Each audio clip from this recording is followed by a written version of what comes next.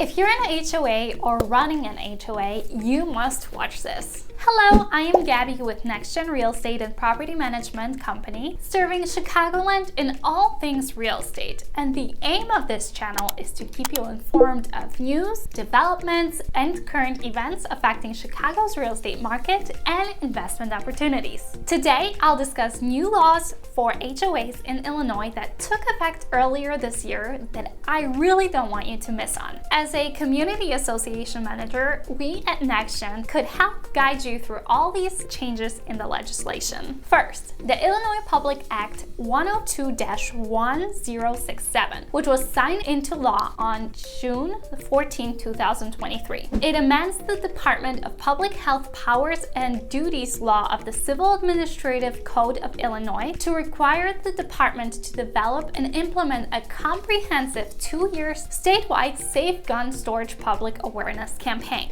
This is targeted for Homeowners Association, in which each HOA should develop an efficient gun lock and gun safe distribution campaign and gun buyback programs. HOA officers and property managers should pair gun lock distribution with brief counseling or education sessions focusing on suicide prevention, youth or young adult survivors of gun violence, and families at risk due to domestic violence. This new law aims to reduce gun violence in Illinois by increasing the number of people who store their guns safely. The second new law for HOA is the Public 102-100. It aims the property tax code by changing section 16-160. Under this law, an association may, on behalf of all or several of the owners that constitute the association, file an appeal to the Property Tax Appeal Board or intervene in an appeal to the Property Tax Appeal Board filed by the taxing body.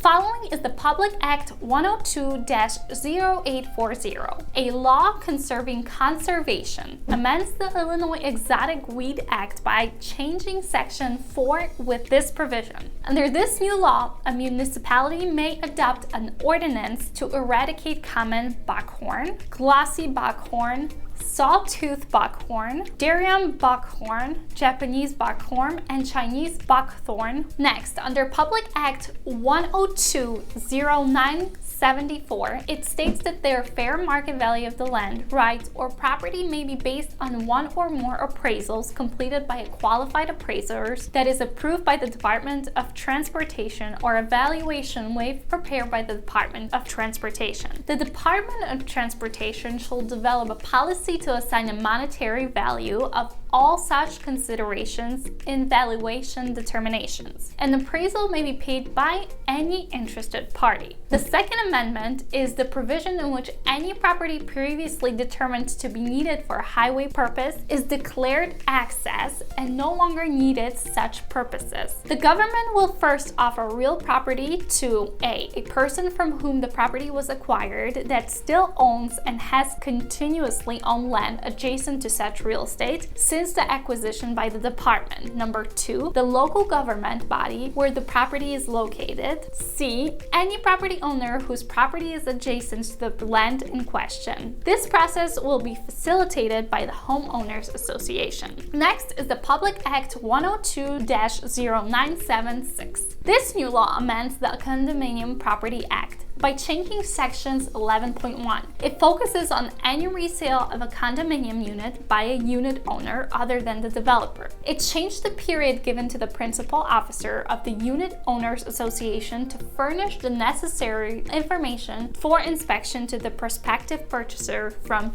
30 days to just 10 days from the date of the request. And it also changed the rates charged by the HOA to unit sellers, capping the fee at $375. And starting next year, the $375 fee shall be increased or decreased as applicable by a percentage equal to the percentage change in the Consumer Price Index U during the preceding year. An association may change an additional $100 for rush service completed within 72 hours. Public Act 102-0916. This new law amends the Illinois Pesticide Act Act to include barrier mosquitocide as prohibited substances between October 16th and April 14th. On the occasion that these pesticides are used, HOAs must notify and put signage for residential properties treated with barrier mosquitocides. And installing or using any residential automatic pesticide misting system is completely prohibited, meaning no device installed on, near, or around the exterior of any residential dwellings or the grounds of a residential dwelling to automatically